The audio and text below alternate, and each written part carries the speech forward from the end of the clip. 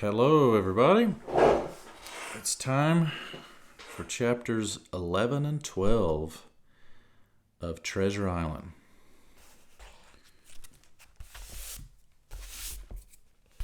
Let's begin. Chapter 11, What I Heard in the Apple Barrel. "No, not I," said Silver. "Flint was captain. I was quartermaster, along with my timber leg. The same broadside I lost my leg, old Pugh lost his dead lights. It was a master surgeon, him that amputated me, out of college and all, Latin by the bucket, and what not. But he was hanged like a dog, and sun-dried like the rest at Corso Castle. That was Robert's men. That was, and combed of changing names to their ships, Royal Fortune, and so on. Now, what a ship was christened, so let her stay, I says. So it was with the Cassandra, and as brought us all safe home from Malabar, after England took the Viceroy of the Indies.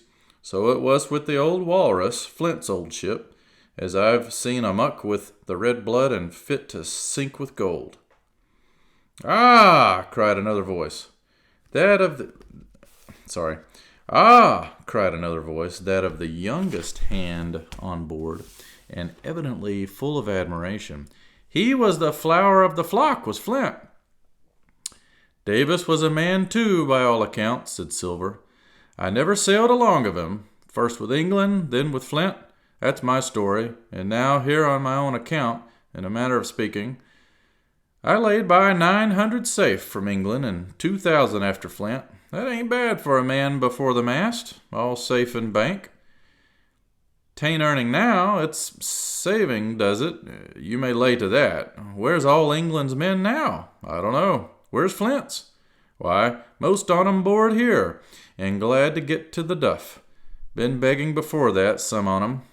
Old Pugh, as had lost his sight, and might have thought shame, spends £1,200 in a year like a lord in Parliament. Where's he now? Well, he's dead now, and under hatches. But for 2 years before that, shiver my timbers, the man was starving. He begged and he stole and he cut throats and starved at that, by the powers." "Well, it ain't much use after all," said the young seaman. "'Tain't much use for fools, you may lay to it, that nor nothing," cried Silver. "But now you look here. You're young, you are, but you're as smart as paint. I see that when I set my eyes on you, and I'll talk to you like a man." You may imagine how I felt when I heard this abominable old rogue addressing another in the very same words of flattery as he had used to myself. I think, if I had been able, that I would have killed him through the barrel. Meantime, he ran on, little supposing he was overheard. "Here it is about gentlemen of fortune. They lives rough, and they risk swinging, but they eat and drink like fighting cocks, and when a cruise is done, why, it's hundreds of pounds instead of hundreds of farthings in their pockets. Now, the most goes for rum and a good fling, and to sea again in their shirts. But that's not the course I lay. I put it all away, some here, some there, and none too much anywheres by reason of suspicion. I'm 50, mark you. Once black from this cruise, I set up gentlemen in earnest.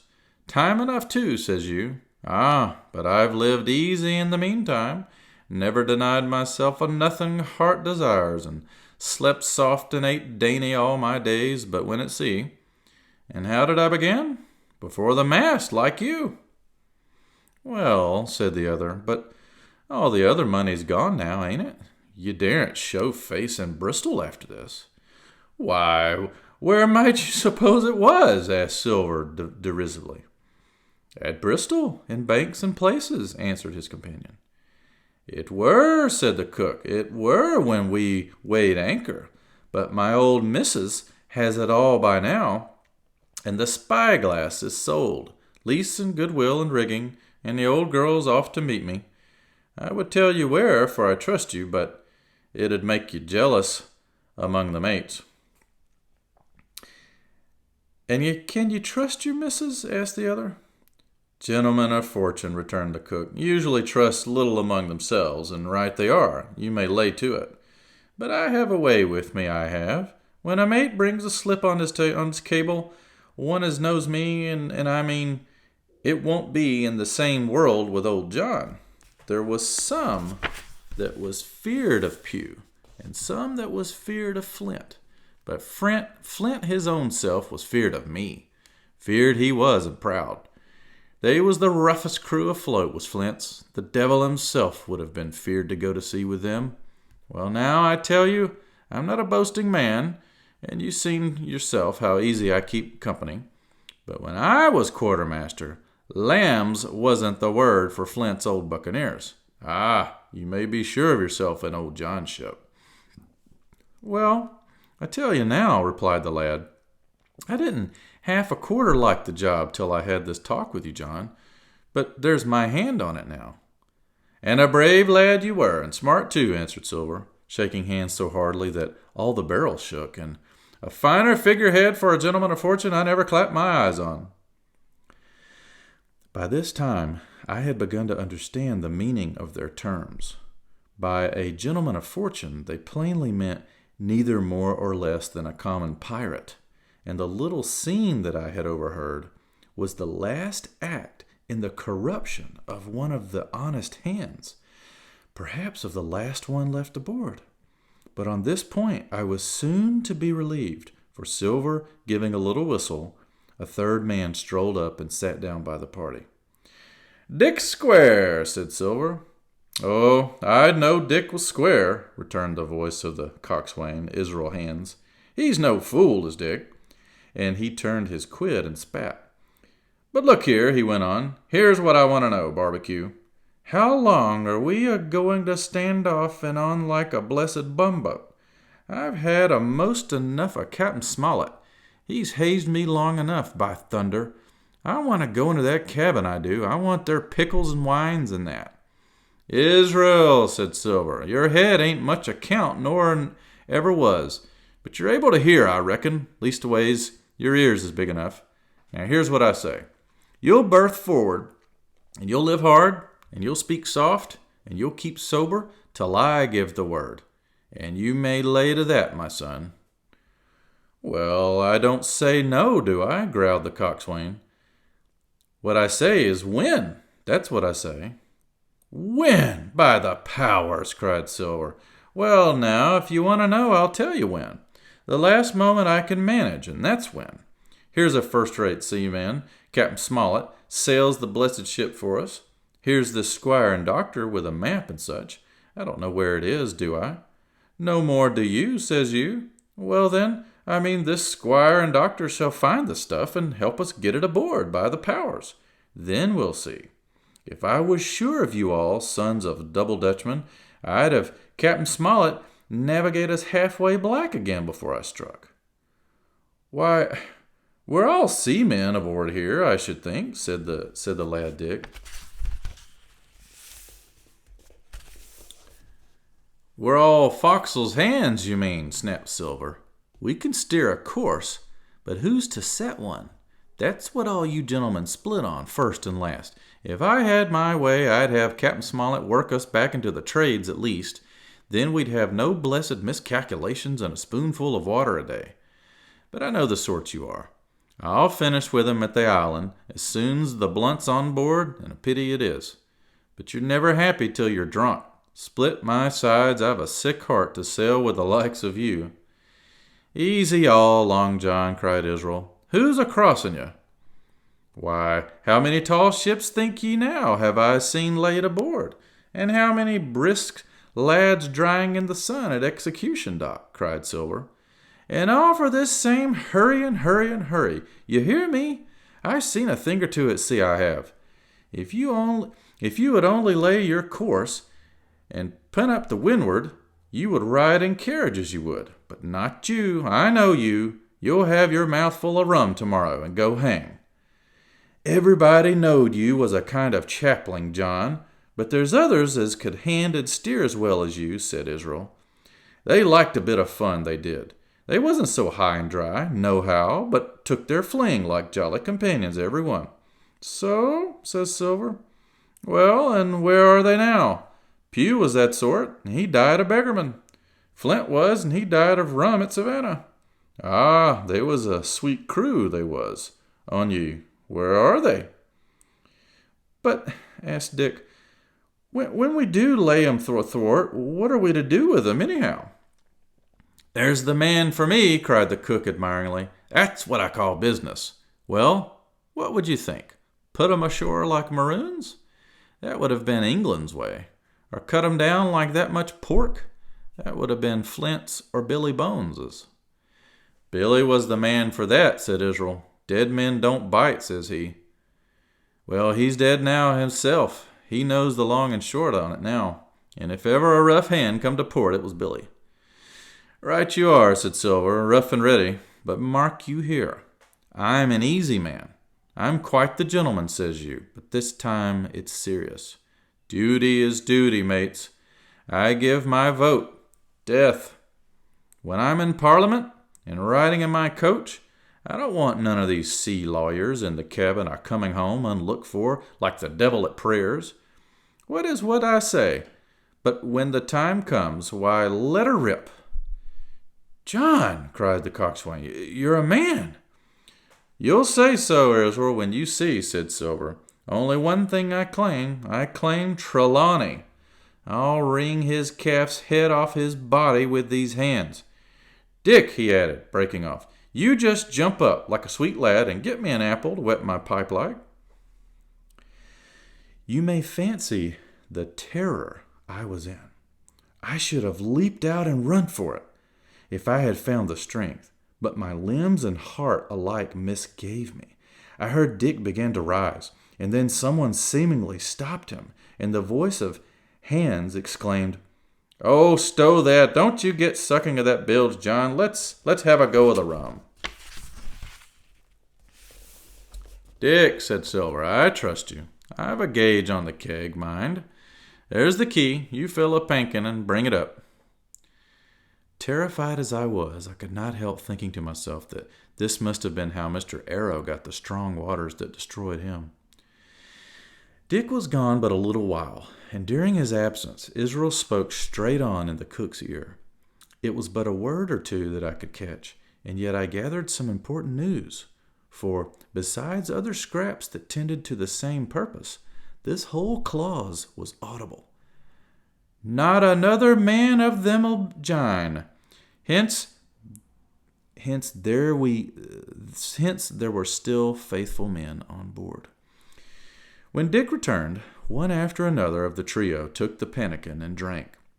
One to luck, another with, here's to old Flint, and Silver himself saying in a kind of song, here's to ourselves and hold your luff, plenty of prizes and plenty of duff.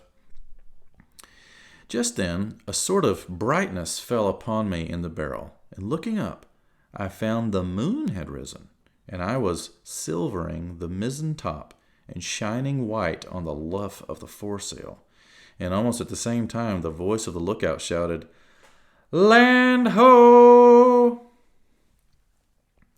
Chapter 12. Council of War. There was a great rush of feet across the deck. I could hear people tumbling up from the cabin and the forecastles, and slipping in an instant outside my barrel, I dived behind the foresail, made a double towards the stern, and came out upon the open deck in time to join Hunter and Dr. Livesey in the rush for the weather bow. There all hands were already congregated. A belt of fog had lifted almost simultaneously with the appearance of the moon. Away to the southwest of us we saw two low hills, about a couple of miles apart, and rising behind one of them a third and higher hill, whose peak was still buried in the fog. All three seemed sharp and conical in figure. So much I saw almost in a dream, for I had not yet recovered from my horrid fear of a minute or two before. And then I heard the voice of Captain Smollett issuing orders. The Hispaniola was laid a couple of points nearer the wind, and now sailed a course that would just clear the island on the east. And now, men, said the captain, when all was sheeted home, Has any one of you ever seen that land ahead?" "I have, sir," said Silver. "I've watered there with the trader I was cook in." "The anchorage is on the south behind an islet, I fancy?" asked the captain. "Yes, sir. Skeleton Island, they calls it. It were a main place for pirates once, and a hand we had on board knowed all their names for it. That hill to the nor'ard they called the foremost hill. The foremost hill. There are 3 hills in a row running southward, fore, main, and mizzen, sir. But the main, that's the big un with the cloud on it. They usually calls the spyglass, by reason of a lookout they kept when they was in the anchorage cleaning. For it's there they cleaned their ships, sir, asking your pardon." "I have a chart here," says Captain Smollett. "See if that's the place." Long John's eyes burned in his head as he took the chart, but by the fresh look of the paper, I knew he was doomed to disappointment. This was not the map we found in Billy Bones's chest, but an accurate copy, complete in all things, names and heights and soundings, with the single exception of the red crosses and the written notes. Sharp as must have been this annoyance, Silver had the strength of mind to hide it. "Yes, sir," said he. "This is the spot to be sure, and very prettily drawed out. Who might have done that, I wonder? The pirates were too ignorant, I reckon. Aye, here it is. Captain Kidd's Anchorage. Just the name my shipmate called it. There's a strong current runs along the south, and then away nor'ard up the west coast. Right you was, sir, says he, to haul your wind and keep the weather of the island. Leastways, if such was your intention as to enter and careen, and there ain't no better place for that in these waters." "Thank you, my man," says Captain Smollett. "I'll ask you later on to give us a help. You may go." I was surprised at the coolness with which John avowed his knowledge of the island, and I own I was half frightened when I saw him drawing nearer to myself. He did not know, to be sure, that I had overheard his counsel from the apple barrel, and yet I had, by this time, taken such a horror of his cruelty, duplicity, and power, that I could scarce conceal a shudder when he laid his hand upon my arm. "Ah," says he, "this here is a sweet spot, this island, a sweet spot for a lad to get ashore on. You'll bathe, and you'll climb trees, and you'll hunt goats, you will, and you'll get aloft on them hills like a goat yourself. Why, it makes me young again. I was going to forget my timber leg, I was. It's a pleasant thing to be young and have 10 toes, and you may lay to that. When you want to go a bit of exploring, you just ask old John, and he'll put up a snack for you to take along." And clapping me in the friendliest way upon the shoulder, he hobbled off forward and went below. Captain Smollett, the squire, and Dr. Livesey were talking together on the quarter-deck, and anxious as I was to tell them my story, I durst not interrupt them openly. While I was still casting about in my thoughts to find some probable excuse, Dr. Livesey called me to his side. He had left his pipe below, and being a slave to tobacco, had meant that I should fetch it. But as soon as I was near enough to speak and not to be overheard, I broke out immediately. "Doctor, let me speak. Get the captain and squire down to the cabin, and then make some pretense to send for me. I have terrible news." The doctor changed countenance a little, but next moment he was master of himself. "Thank you, Jim," said he, quite loudly. "That was all I wanted to know," as if he had asked me a question. And with that he turned on his heel and rejoined the other 2.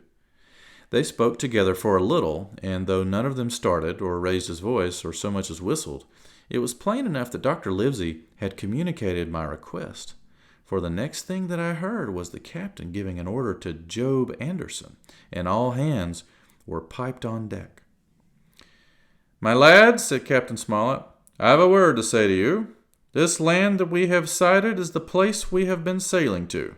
Mr. Trelawney, being a very open-handed gentleman, as we all know, has just asked me a word or two, and as I was able to tell him that every man on board had done his duty, alow and aloft, as I never asked to see it done better, why, he and I and the doctor were going below to the cabin to drink your health and luck, and you'll have grog served out for you to drink our health and luck. I'll tell you what I think of this. I think it handsome, and if you think as I do, you'll give a good sea cheer for the gentleman that does it." The cheer followed. That was a matter of course, but it rang out so full and hearty that I confess I could hardly believe these same men were plotting for our blood. "One more cheer for Captain Smollett," cried Long John when the first had subsided. And this also was given with a will. On the top of that, the three gentlemen went below, and not long after word was sent forward that Jim Hawkins was wanted in the cabin. I found them all three seated round the table, a bottle of Spanish wine and some raisins before them, and the doctor smoking away with his wig on his lap, and that I knew was a sign that he was agitated. The stern window was open, for it was a warm night, and you could see the moon shining behind on the ship's wake. "Now, Hawkins," said the squire, "you have something to say? Speak up." I did as I was bid, and as short as I could make it, told the whole details of Silver's conversation. Nobody interrupted me till I was done, nor did any one of the three of them make so much as a movement, but they kept their eyes upon my face from first to last. "Jim," said Dr. Livesey, "take a seat." And they made me sit down at table beside them, poured me out a glass of wine, filled my hands with raisins, and all three, one after the other, and each with a bow, drank my good health and their service to me, for my luck and courage. "Now, Captain," said the squire, "you were right, and I was wrong. I own myself an ass, and I await your orders." "No more of an ass than I, sir," returned the captain. "I never heard of a crew that meant to mutiny but what showed signs before. For any man that had an eye in his head to see the mischief and take steps according. But this crew," he added, "beats me." "Captain," said the doctor, "with your permission, that's Silver, a very remarkable man." "He'd look remarkably well from a yard-arm, sir," returned the captain, "but this is talk. This don't lead to anything. I see 3 or 4 points, and with Mr. Trelawney's permission, I'll name them." "You, sir, are the captain. It's for you to speak," says Mr. Trelawney grandly. "First point," began Mr. Smollett. "We must go on, because we can't turn back. If I gave the word to go about, they would rise at once. Second point, we have time before us, at least until this treasure's found. Third point, there are faithful hands. Now, sir, it's got to come to blows sooner or later, and what I propose is to take time by the forelock, as the saying is, and come to blows some fine day when they least expect it. We can count, I take it, on your own home servants, Mr. Trelawney?" "As upon myself," declared the squire. "3, reckoned the captain. "Ourselves make 7, counting Hawkins here. Now, about the honest hands?" "Most likely Trelawney's own men," said the doctor, "those he had picked up for himself before he lit on Silver." "Nay," replied the squire, "Hands was one of mine." "I did think I could have trusted Hands," added the captain. "And to think that they're all Englishmen," broke out the squire. "Sir, I could find it in my heart to blow the ship up." "Well, gentlemen," said the captain, "the best I can say is not much. We must lay to, if you please, and keep a bright lookout. It's trying on a man, I know. It would be pleasanter to come to blows, but there's no help for it till we know our men. Lay to and whistle for a wind, that's my view." "Jim here," said the doctor, "can help us more than anyone. The men are not shy with Jim, and Jim is a noticing lad. Hawkins, I put prodigious faith in you," added the squire. I began to feel pretty desperate at this, for I felt altogether helpless. And yet, by an odd train of circumstances, it was indeed through me that safety came. In the meantime, talk as we pleased, there were only 7 out of the 26 men on whom we knew we could rely, and out of these 7, 1 was a boy, so that the grown men on our side were 6 to their 19. Wow. Next time we will begin part 3, which is called My Shore Adventure. And that chapter is chapter 13. And there's a picture of Jim right there. All right, guys, very good. Thanks for listening, and I will see you next time.